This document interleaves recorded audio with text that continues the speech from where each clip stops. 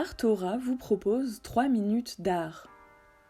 Aujourd'hui, nous allons parler de la performance de Joseph Beuys intitulée I Like America and America Likes Me, réalisée en 1974 à la galerie René Bloch de New York.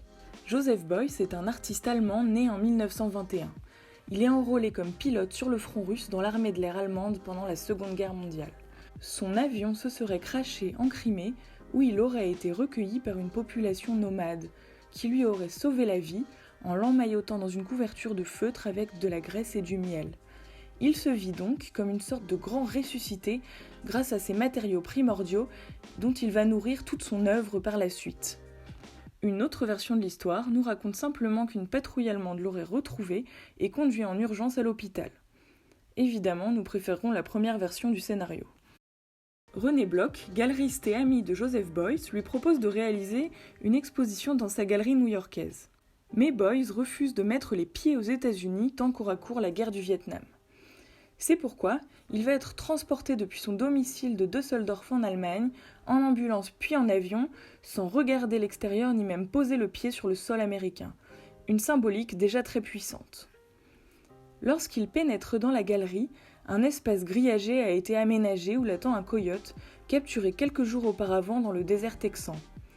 Il va se confiner pendant 3 jours, petit joueur, avec ce coyote, sa couverture de feutre, si ça vous rappelle quelque chose, une canne, une lampe torche et un triangle pour jouer de la musique.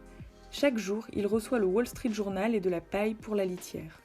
Le coyote est en fait une métaphore multiple, celle de l'Amérique sauvage, face à Beuys, emblème de la civilisation urbaine. Et puis, celle de la population amérindienne, massacrée par les colons européens à leur arrivée en Amérique.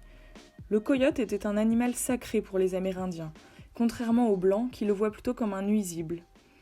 Ainsi, Beuys se place en sorte de chaman qui va permettre de renouer le dialogue et d'expier les atrocités commises par les colons. Il faut noter plusieurs effets intéressants.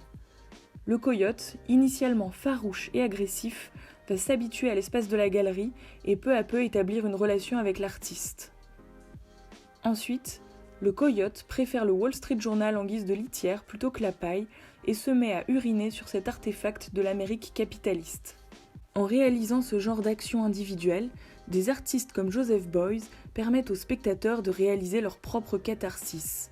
L'intime est utilisé comme vecteur de transmission à travers cette pédagogie de l'image et cette politique du récit.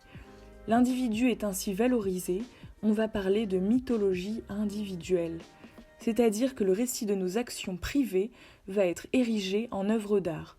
Toutes nos pratiques sont esthétisées. Ce phénomène fait bien sûr référence à l'ouvrage Mythologie de Roland Barthes, qui propose de regarder des images de la banalité afin de dénoncer la société. Tout à coup, chacun de nous prend une dimension politique. Nous ne sommes plus un collectif, mais chacun de nous détient un pouvoir de fabrication du monde. Ce qui fait écho à la situation actuelle ici, c'est que comme dans une performance, finalement, nous devons accepter une part de hasard et d'improvisation qui va contribuer à la finalité de l'œuvre. La vulnérabilité de nos corps face au virus, comme Beuys vulnérable face à l'agressivité de l'animal sauvage. Et ce nouveau rapport étrange qui s'est établi entre solitude et solidarité, comme Beuys, seul car humain et en même temps enfermé avec le coyote. À demain!